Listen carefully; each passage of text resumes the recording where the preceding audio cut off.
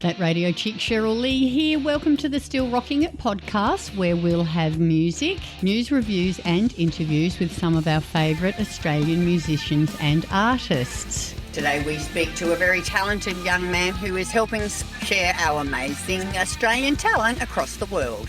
A top 4 finalist on The Voice Australia, represented Australia at the Junior Eurovision Song Contest, invited to compete on American Idol. He's releasing a brand new song. What has Jordan Anthony been up to lately? Let's find out. To catch up on podcasts from other favourite artists, simply go to thatradiochick.com.au.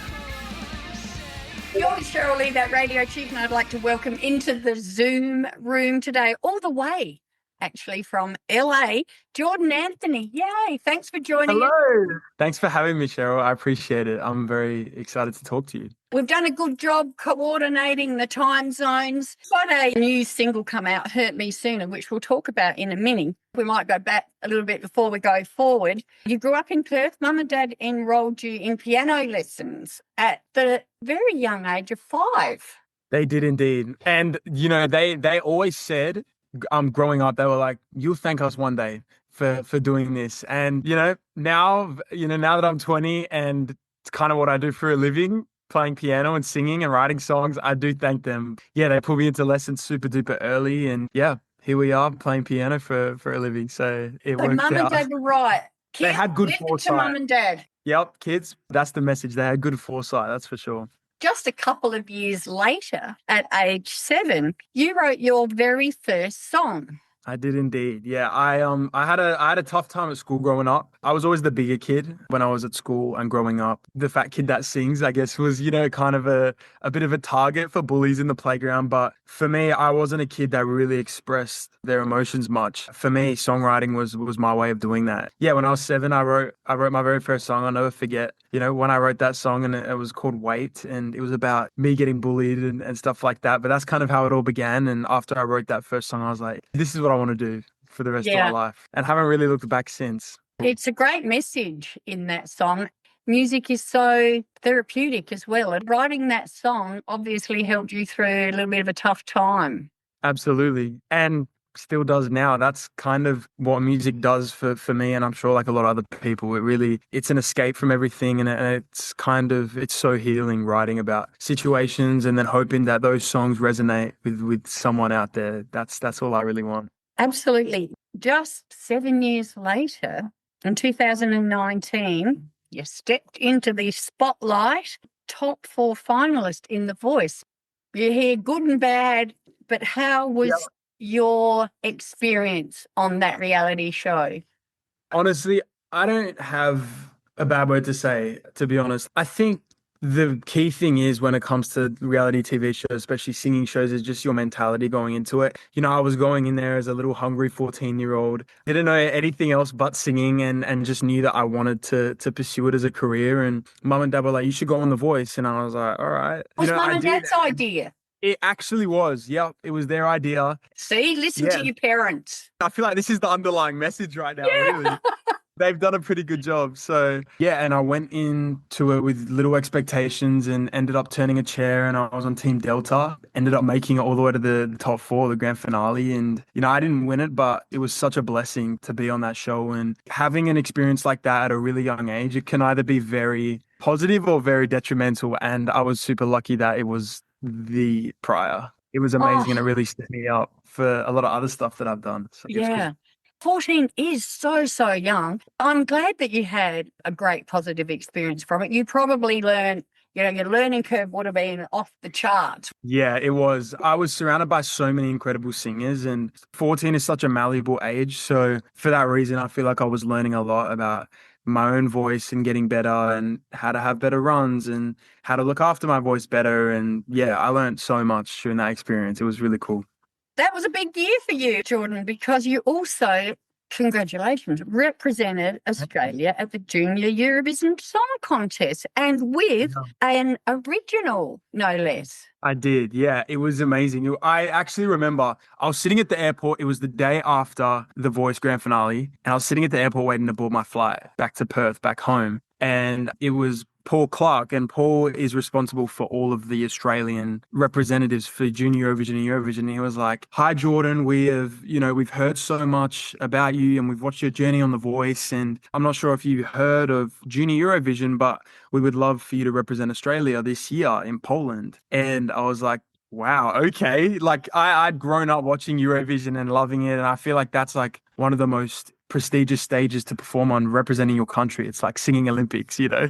It was super special. So that November after The Voice, I went on and my original song that I wrote, We Will Rise, I got to sing that on the world stage. So yeah, it was special. It was really cool. Finishing 8th internationally, that is amazing at such a young age as well. Thank you. Yeah, it was really cool. It was so fun, and I have friends all over the world now because of that experience. So yeah, it was amazing. And I bet lots of good lessons learned there as well. Totally. I actually got, funnily enough, really sick before the final performance, and there was a moment there where I was backstage and I wasn't sure if I was going to be able to perform, you know. And me and my dad had a talk in the green room, and he was like, you know, you can pull out or you can go up there and just leave it all out there. Give it your best shot. Right. And get on a plane tomorrow knowing that you did it. And so I did, and ended up placing 8th. And that was an amazing experience. It was I bet. Congratulations. Hopefully I'll get to do it again in the adult Eurovision. 5 short years later,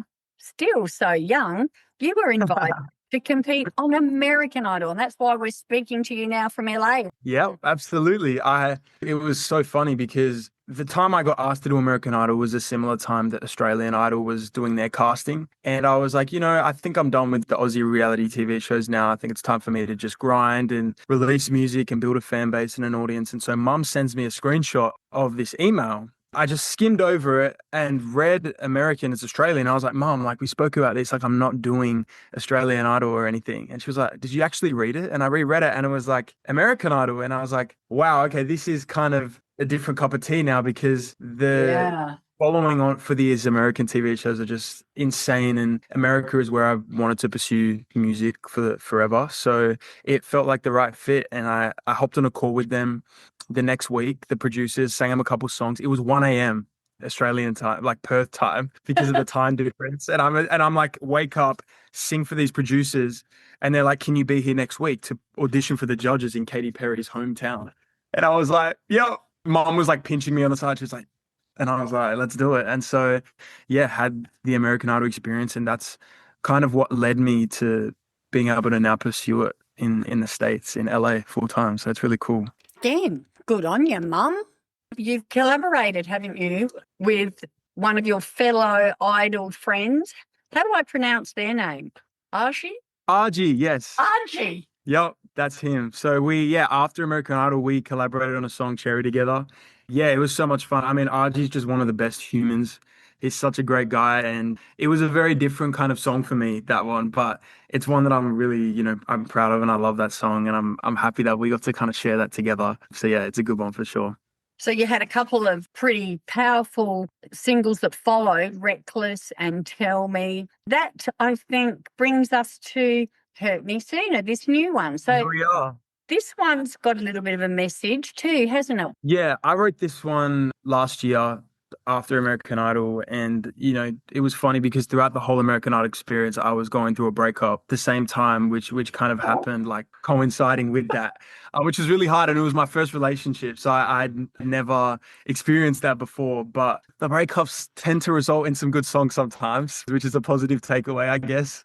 Yeah, I kind of wrote Hurt Me Sooner about that feeling that I had immediately after the breakup, of like that kind of intrusive thought of you thinking that you wasted your time and wanting to have it back. And obviously now, upon reflection, everything happens for a reason, and it's all a learning curve and you learn so much. But yeah, I wrote Hurt Me Sooner about that kind of initial feeling after the breakup of like, wow, I wasted all this time. Why did I do that?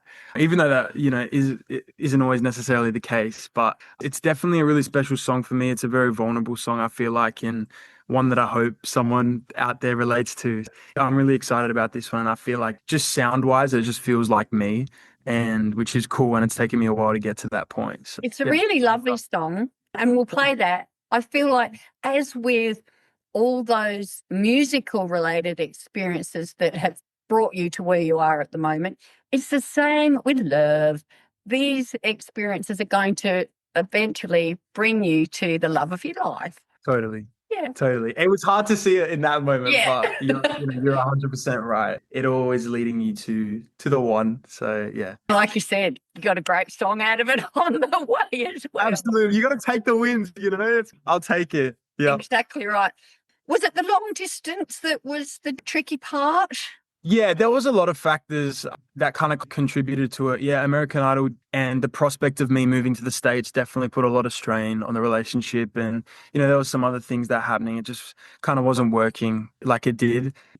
Ultimately, I think it was for the best. And in hindsight, really allowed me to focus on that experience of American Idol and now pursuing my craft full time out here. So meant to be. Yeah. Totally. And it's all part of growing up. Absolutely. It is. And yeah, I learned a lot from that relationship and from the heartbreak and whatnot. So yeah, it's led us here. So, Exactly. It's all good. The artists that inspired you, Jordan. Yeah. You've got Ed Sheeran, Sam Smith, Bruno Mars, some of the obvious ones, but Adele is in there. I mean, yeah, Adele, Lewis Capaldi as well, especially was a big inspiration for this song in particular. But I mean, those are the guys that I just grew up idolizing. Adele and Ed Sheeran were my first ever concerts. I remember that so vividly. And I just grew up loving them as artists. I think especially Ed Sheeran, he makes being an artist feel possible because he's just such an ordinary guy. I just love all of those artists and I look up to them, or when I'm making the music and just sonically and sound wise, they're definitely some of the ones that I look up to the most. It just seems so approachable and normal. Totally. And I think that's why people love him, is because he's just very human. He has that just human feel about him, which is so nice. Love it. Just aside from music for a moment, you love sushi, PlayStation, beach days, and soccer. Are you getting much of an opportunity to play soccer over there in LA? I actually have played a couple times. There's some like casual kind of pickup games. So I've played a couple times. I get my fix when I need to.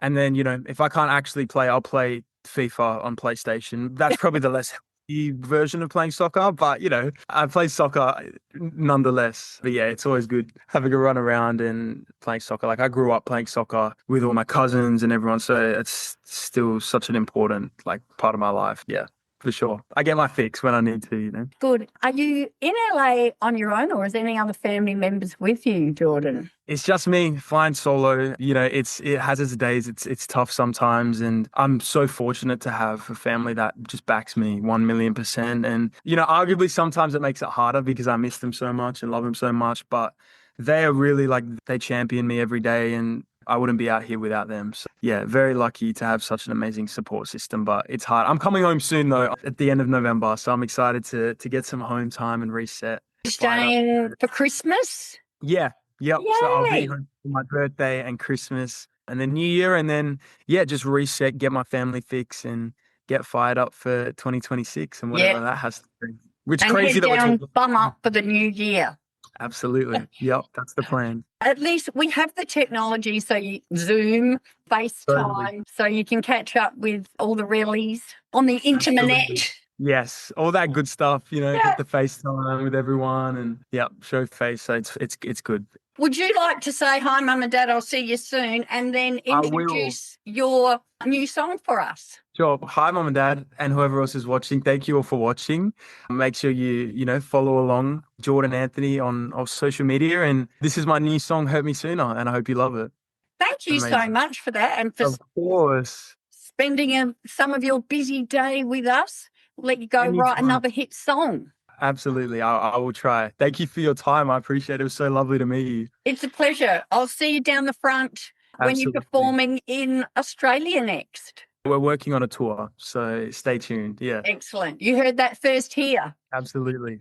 All the best musically, and you're such a lovely young man to speak to. We wish you all the success in the world. Thank you. That means the world. So nice to speak to you, Cheryl. Have a good day. Thanks, you too, everybody. Jordan. Bye for now. See ya.